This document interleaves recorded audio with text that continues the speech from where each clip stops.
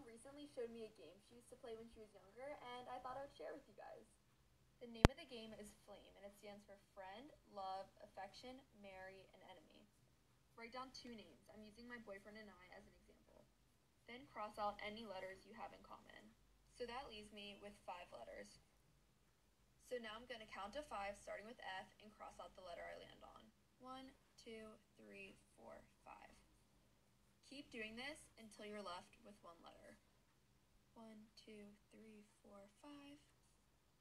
1, 2, 3, 4, 5.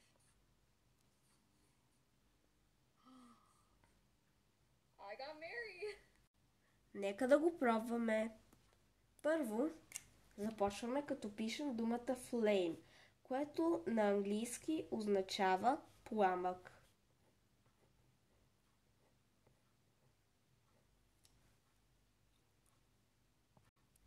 Следващо имаме да напишем всичките букви от думата, само че този път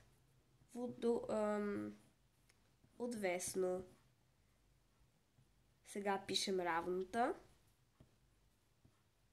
И F е приятел. L е обич. А е привързаност.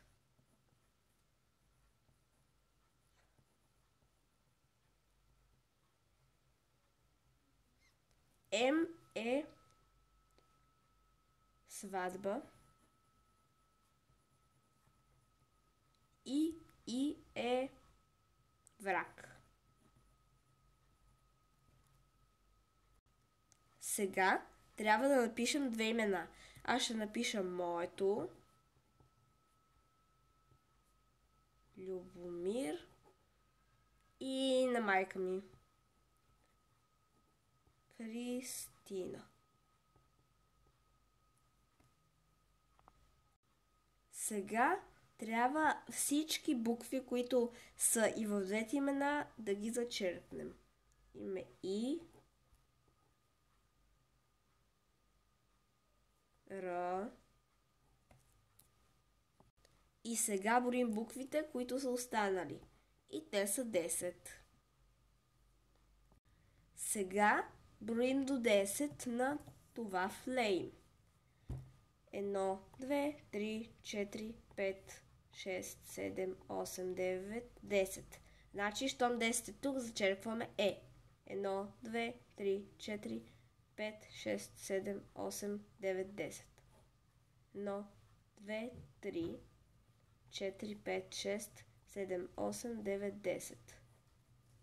И така нататък. И останахме с А, която е единствената буква, която не е зачеркната.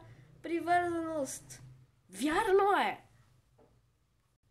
Моля се, абонирайте за канала, ако играта ви е харесала. Също така дайте палец за видеото нагоре, ако все още не сте. И споделете играта с някой приятел или ваш роднина, защото наистина е много интересна и съм сигурен, че ще ви е много забавно. Сега, чао, чао, благодаря за вниманието и до скоро!